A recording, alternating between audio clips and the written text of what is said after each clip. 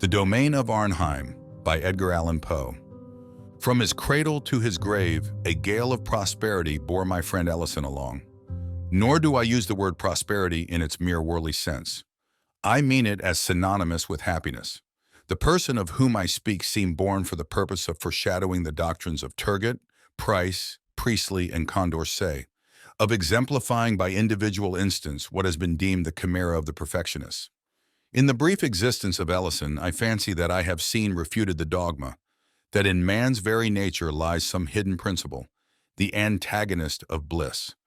An anxious examination of his career has given me to understand that in general, from the violation of a few simple laws of humanity arises the wretchedness of mankind, that as a species we have in our possession the as yet unwrought elements of content, and that even now, in the present darkness and madness of all thought, on the great question of the social condition, it is not impossible that man, the individual, under certain unusual and highly fortuitous conditions, may be happy. With opinions such as these, my young friend, too, was fully imbued, and thus it is worthy of observation that the uninterrupted enjoyment which distinguished his life was in great measure the result of preconcert. It is indeed evident that with less of the instinctive philosophy, which now and then stands so well in the stead of experience, Mr. Ellison would have found himself precipitated by the very extraordinary success of his life into the common vortex of unhappiness which yawns for those of preeminent endowments.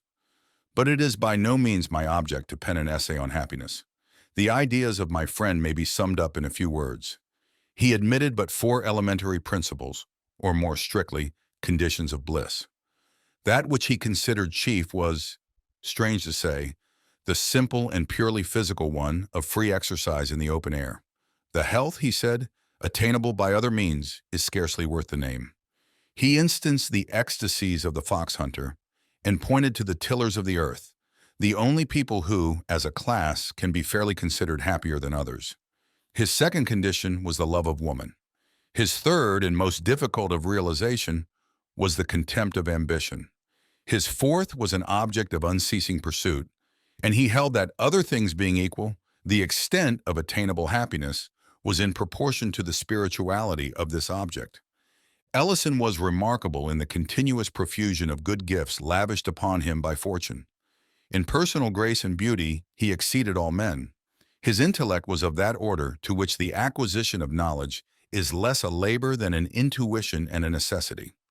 His family was one of the most illustrious of the empire. His bride was the loveliest and most devoted of women. His possessions had been always ample, but on the attainment of his majority, it was discovered that one of those extraordinary freaks of fate had been played in his behalf, which startle the whole social world amid which they occur, and seldom fail radically to alter the moral constitution of those who are their objects. It appears that about 100 years before Mr. Ellison's coming of age, there had died in a remote province one Mr. Seabright Ellison. This gentleman had amassed a princely fortune, and having no immediate connections, conceived the whim of suffering his wealth to accumulate for a century after his decease. Minutely and sagaciously directing the various modes of investment, he bequeathed the aggregate amount to the nearest of blood, bearing the name of Ellison, who should be alive at the end of the 100 years. Many attempts had been made to set aside this singular bequest. Their ex post facto character rendered them abortive.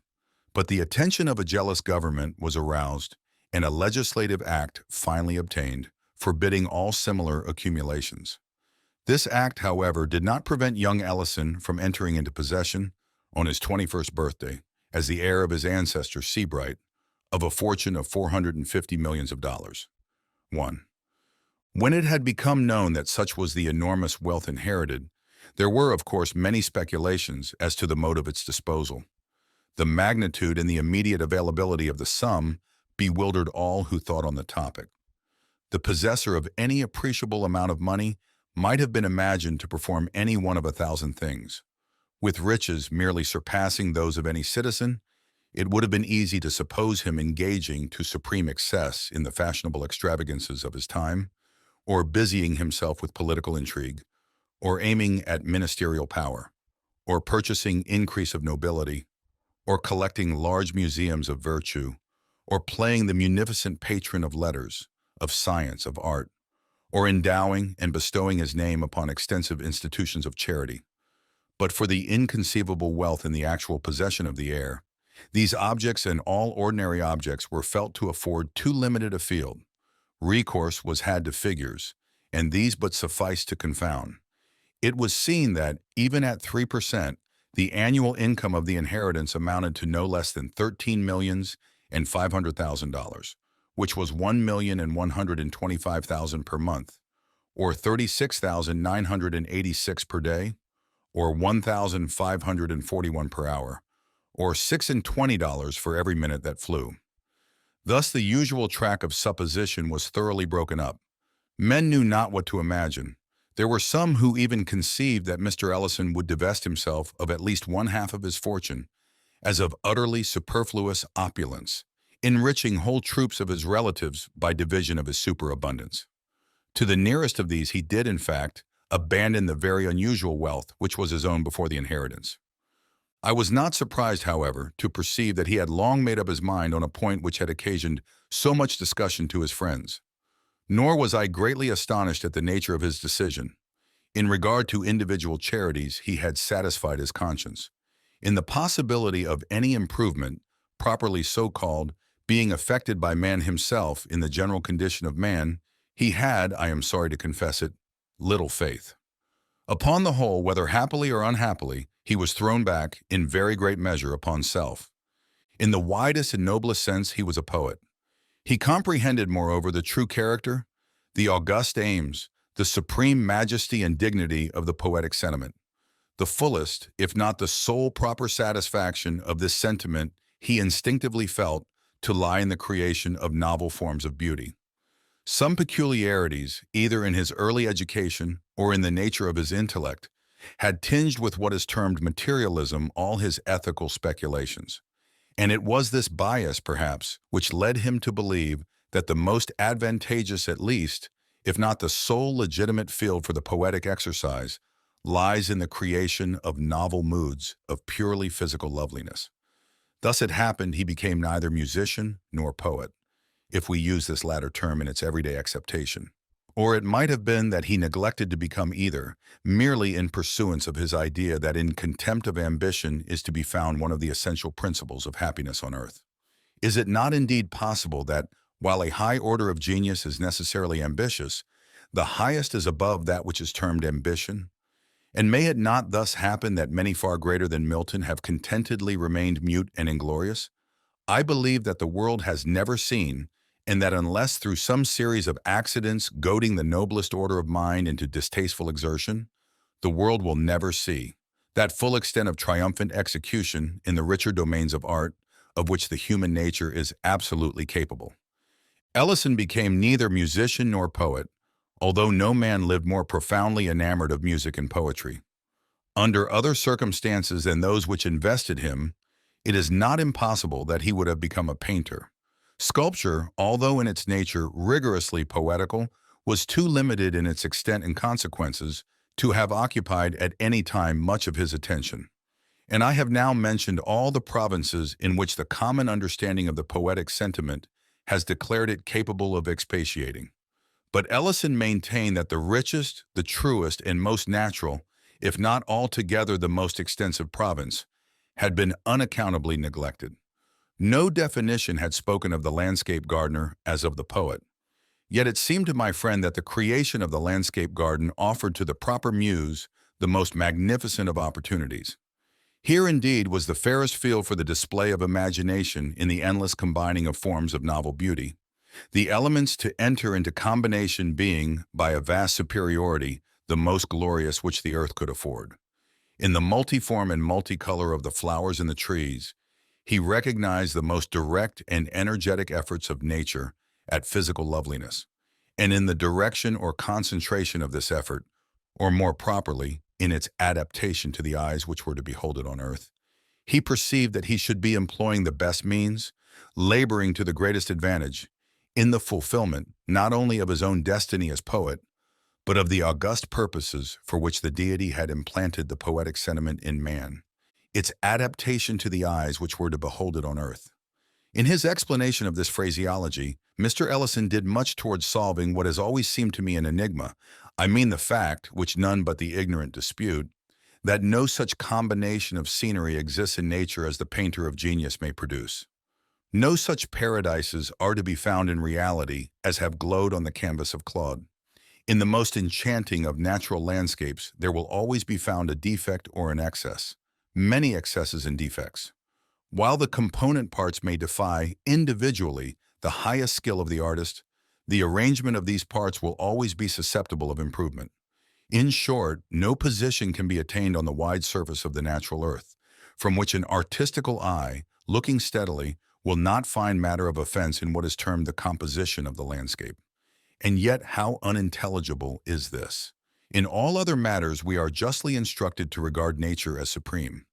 With her details we shrink from competition. Who shall presume to imitate the colors of the tulip, or to improve the proportions of the lily of the valley? The criticism which says, of sculpture or portraiture, that here nature is to be exalted or idealized rather than imitated, is in error. No pictorial or sculptural combinations of points of human liveliness do more than approach the living and breathing beauty. In landscape alone is the principle of the critic true, and having felt its truth here, it is but the headlong spirit of generalization which has led him to pronounce it true throughout all the domains of art. Having, I say, felt its truth here, for the feeling is no affectation or chimera. The mathematics afford no more absolute demonstrations than the sentiments of his art yields the artist. He not only believes but positively knows that such and such apparently arbitrary arrangements of matter constitute and alone constitute the true beauty. His reasons, however, have not yet been matured into expression.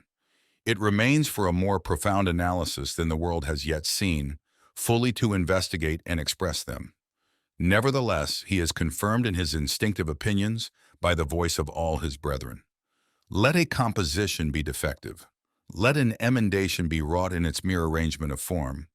Let this emendation be submitted to every artist in the world. By each will its necessity be admitted.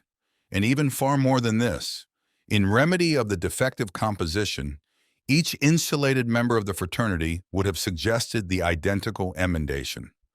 I repeat that in landscape arrangements alone is the physical nature susceptible of exaltation, and that therefore her susceptibility of improvement at this one point was a mystery I had been unable to solve. My own thoughts on the subject had rested in the idea that the primitive intention of nature would have so arranged the earth's surface as to have fulfilled at all points man's sense of perfection in the beautiful, the sublime, or the picturesque. But that this primitive intention had been frustrated by the known geological disturbances of form and color, grouping in the correction or allaying of which lies the soul of art. The force of this idea was much weakened, however, by the necessity which it involved of considering the disturbances abnormal and unadapted to any purpose. It was Ellison who suggested that they were prognostic of death. He thus explained, "Admit the earthly immortality of man to have been the first intention.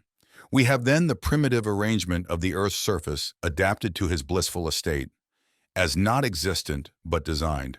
The disturbances were the preparations for his subsequently conceived deathful condition.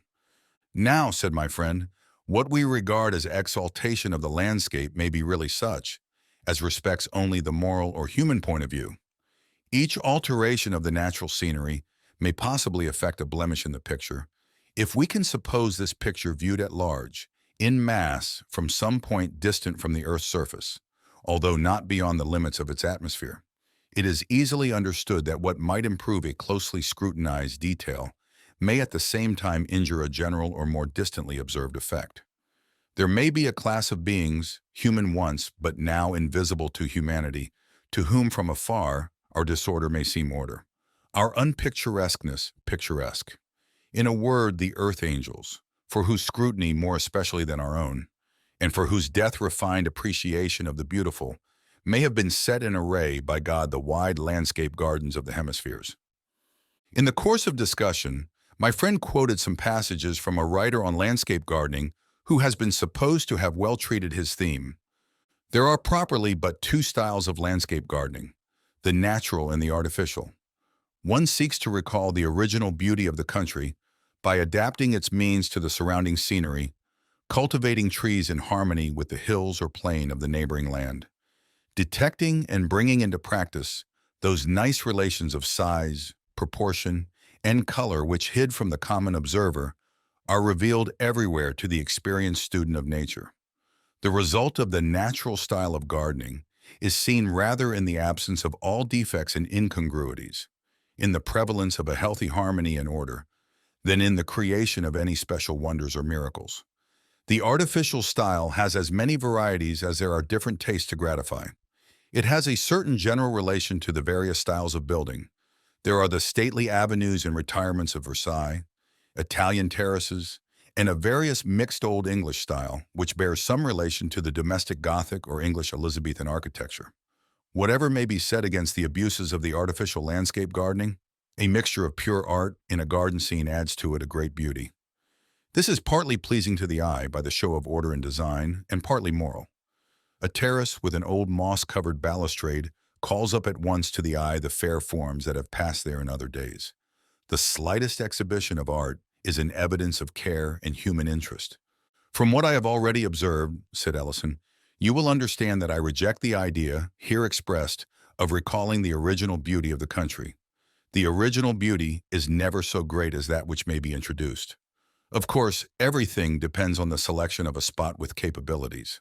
What is said about detecting and bringing into practice nice relations of size, proportion, and color is one of those mere vaguenesses of speech which serve to veil inaccuracy of thought. The phrase quoted may mean anything or nothing and guides in no degree. That the true result of the natural style of gardening is seen rather in the absence of all defects and incongruities than in the creation of any special wonders or miracles, is a proposition better suited to the groveling apprehension of the herd than to the fervid dreams of the man of genius. The negative merit suggested appertains to that hobbling criticism which in letters would elevate Addison into apotheosis. In truth, while that virtue which consists in the mere avoidance of vice appeals directly to the understanding and can thus be circumscribed in rule, the loftier virtue which flames in creation can be apprehended in its results alone. Rule applies but to the merits of denial, to the excellencies which refrain. Beyond these, the critical art can but suggest. We may be instructed to build a Cato, but we are in vain told how to conceive a Parthenon or an Inferno. The thing done, however, the wonder accomplished, and the capacity for apprehension becomes universal. The sophists of the negative school who, through inability to create, have scoffed at creation, are now found the loudest in applause. What, in its chrysalis condition of principle, affronted their demure reason, never fails in its maturity of accomplishment to extort admiration from their instinct of beauty. The author's observations on the artificial style, continued Ellison, are less objectionable. A mixture of pure art in a garden scene adds to it a great beauty. This is just, as also is the reference to the sense of human interest. The principle expressed is incontrovertible, but there may be something beyond it. There may be an object in keeping with the principle, an object unattainable by the means ordinarily possessed by individuals, yet which, if attained, would lend a charm to the landscape garden far surpassing that which a sense of merely human interest could bestow. A poet, having very unusual pecuniary resources, might, while retaining the necessary idea of art or culture, or as our author expresses it, of interest, so imbue his designs at once with extent and novelty of beauty as to convey the sentiment of spiritual interference. It will be seen that, in bringing about such result, he secures all the advantages of interest or design while relieving his work of the harshness or technicality of the worldly art. In the most rugged of wildernesses, in the most savage of the scenes of pure nature, there is apparent the art of a creator. Yet this art is apparent to reflection only. In no respect has it the obvious force of a feeling. Now let us suppose this sense of the Almighty designed to be one step depressed, to be brought into something like harmony or consistency with the sense of human art, to form an intermedium between the two. Let us imagine, for example, a landscape whose combined vastness and definitiveness, whose united beauty, magnificence, and strangeness, shall convey the idea of care or culture or superintendence, on the part of being superior, yet akin to humanity, then the sentiment of interest is preserved, while the art involved is made to assume the air of an intermediate or secondary nature, a nature which is not God, nor an emanation from God, but which still is nature in the sense of the handiwork of the angels that hover between man and God. It was in devoting his enormous wealth to the embodiment of a vision such as this, in the free exercise in the open air ensured by the personal superintendence of his plans, in the unceasing object which these plans afforded, in the high spirituality of the object, in the contempt of ambition which it enabled him truly to feel, in the perennial springs with which it gratified, without possibility of satiating, that one master passion of his soul, the thirst for beauty.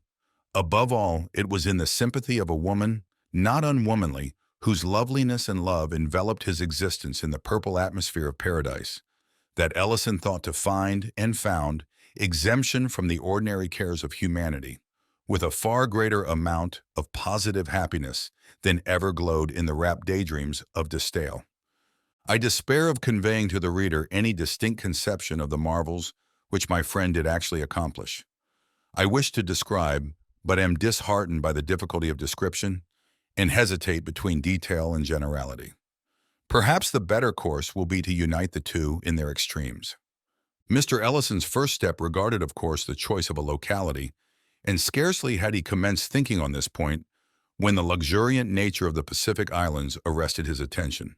In fact, he had made up his mind for a voyage to the South Seas, when a night's reflection induced him to abandon the idea. "Were I misanthropic," he said, "such a locale would suit me. The thoroughness of its insulation and seclusion, and the difficulty of ingress and egress would in such case be the charm of charms. But as yet I am not Timon. I wish the composure but not the depression of solitude. There must remain with me a certain control over the extent and duration of my repose. There will be frequent hours in which I shall need, too, the sympathy of the poetic in what I have done. Let me seek, then, a spot not far from a populous city, whose vicinity also will best enable me to execute my plans." In search of a suitable place so situated, Ellison traveled for several years, and I was permitted to accompany him. 1,000 spots with which I was enraptured he rejected without hesitation, for reasons which satisfied me in the end that he was right. We came at length to an elevated tableland of wonderful fertility and beauty, affording a panoramic prospect very little less in extent than that of Etna, and, in Ellison's opinion as well as my own, surpassing the far-famed view from that mountain in all the true elements of the picturesque. "I am aware," said the traveler, as he drew a sigh of deep delight after gazing on this scene, entranced for nearly an hour, "I know that here, in my circumstances, 9/10 of the most fastidious of men would rest content. This panorama is indeed glorious, and I should rejoice in it but for the excess of its glory. The taste of all the architects I have ever known leads them, for the sake of prospect, to put up buildings on hilltops. The error is obvious. Grandeur in any of its moods, but especially in that of extent, startles, excites, and then fatigues, depresses. For the occasional scene nothing can be better, for the constant view nothing worse. And in the constant view, the most objectionable phase of grandeur is that of extent. The worst phase of extent, that of distance. It is at war with the sentiment and with the sense of seclusion, the sentiment and sense which we seek to humor in retiring to the country. In looking from the summit of a mountain, we cannot help feeling abroad in the world. The heartsick avoid distant prospects as a pestilence. It was not until toward the close of the 4th year of our search that we found a locality with which Ellison professed himself satisfied. It is, of course, needless to say, where was the locality.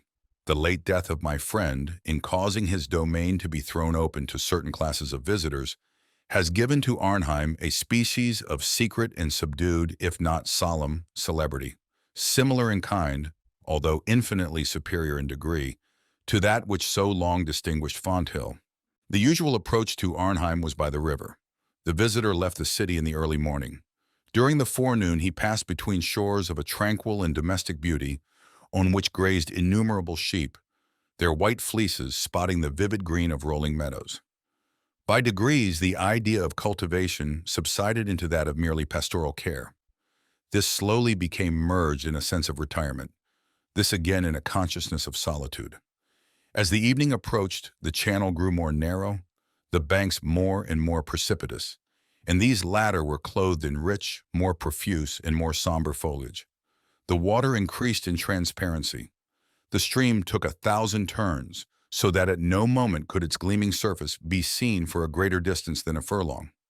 At every instant, the vessel seemed imprisoned within an enchanted circle, having insuperable and impenetrable walls of foliage, a roof of ultramarine satin and no floor, the keel balancing itself with admirable nicety on that of a phantom bark which, by some accident, having been turned upside down, floated in constant company with the substantial one for the purpose of sustaining it.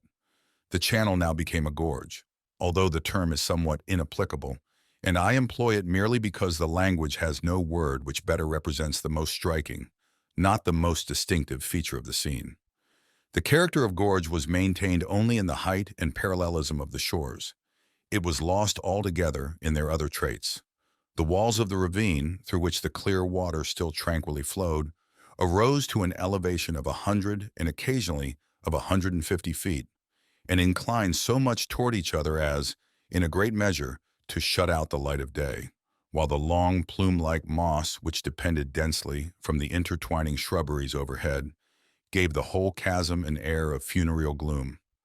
The windings became more frequent and intricate, and seemed often as if returning in upon themselves, so that the voyager had long lost all idea of direction.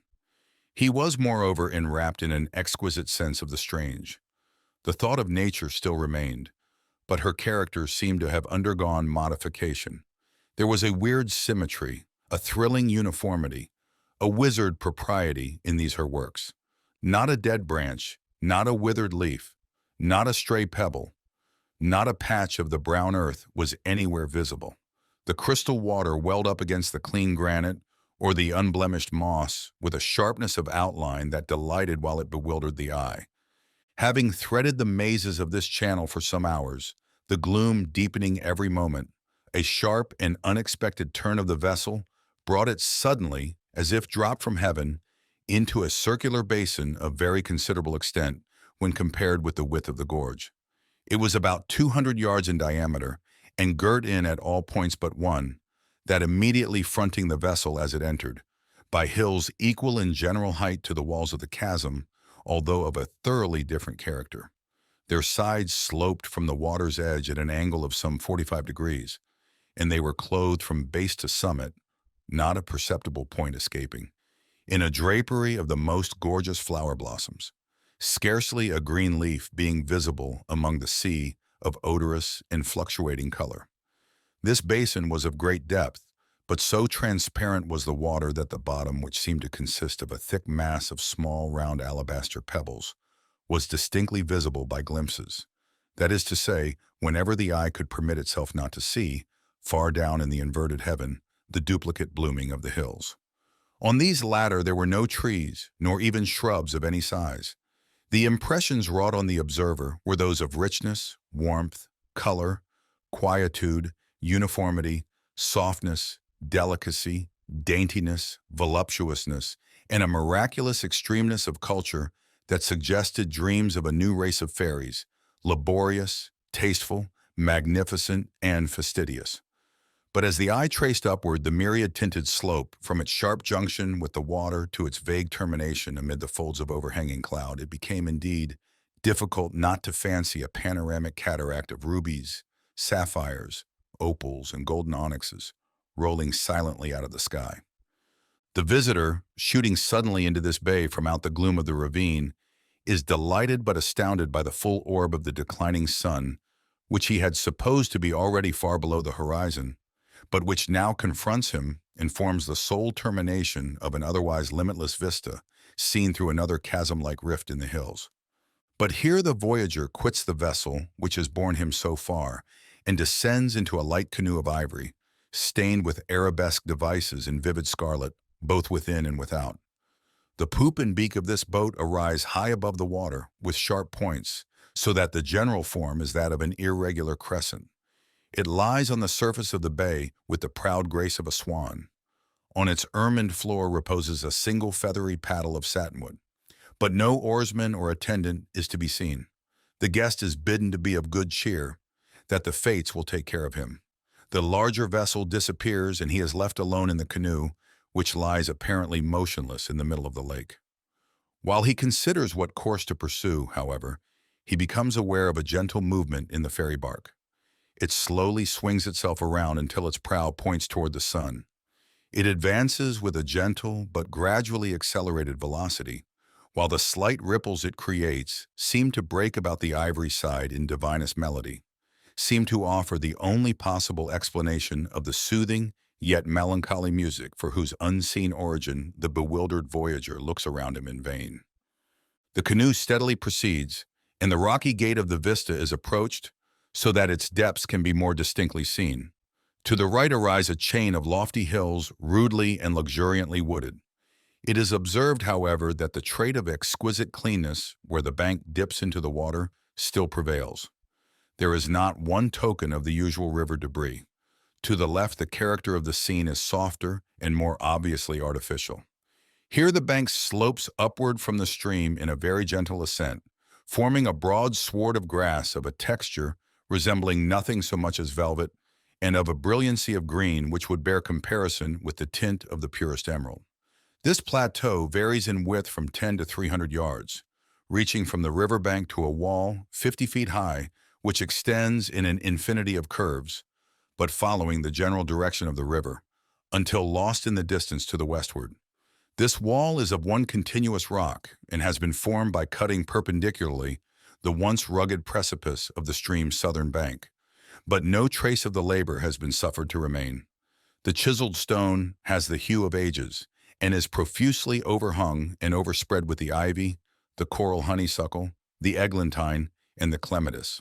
The uniformity of the top and bottom lines of the wall is fully relieved by occasional trees of gigantic height, growing singly or in small groups, both along the plateau and in the domain behind the wall, but in close proximity to it, so that frequent limbs, of the black walnut especially, reach over and dip their pendant extremities into the water. Farther back within the domain, the vision is impeded by an impenetrable screen of foliage. These things are observed during the canoe's gradual approach to what I have called the gate of the vista. On drawing nearer to this, however, its chasm-like appearance vanishes. A new outlet from the bay is discovered to the left, in which direction the wall is also seen to sweep, still following the general course of the stream. Down this new opening, the eye cannot penetrate very far, for the stream, accompanied by the wall, still bends to the left until both are swallowed up by the leaves.